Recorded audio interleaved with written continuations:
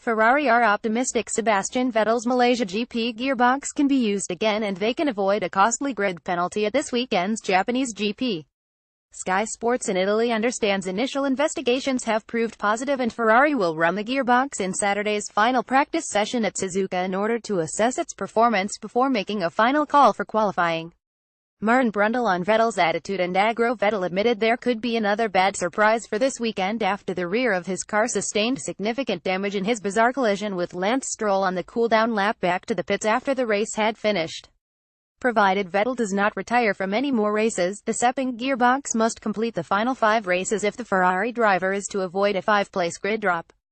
Ferrari must therefore weigh up whether they continue with the unit to avoid a Suzuka penalty or change it to a fresh one in order to minimize any risk of suffering a more costly race retirement.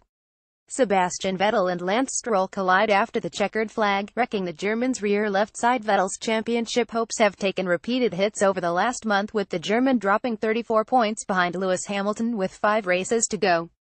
Likely victories in Singapore and Malaysia slipped through Ferrari's grasp, with engine problems hampering both their drivers at Sepang last weekend. Where has Mercedes' pace gone?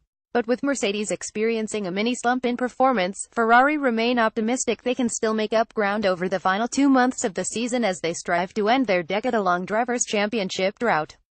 Up until Saturday in Malaysia, Ferrari had boasted one of the grid's best reliability records and Vettel is backing the team to get to the bottom of the sudden problems.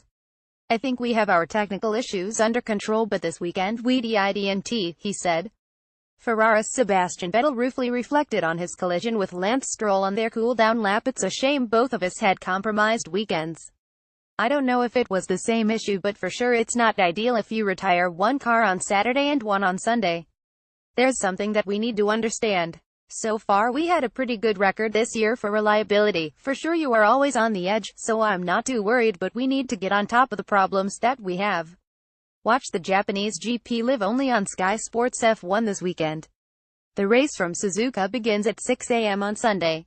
Want to watch but not got Sky F1? Buy a Now TV Pass from £6.99. If you are using skysports.com, you can comment below to get involved in the debate, but please adhere to our house rules. If you wish to report any comment, simply click on the down arrow next to the offending comment and click report.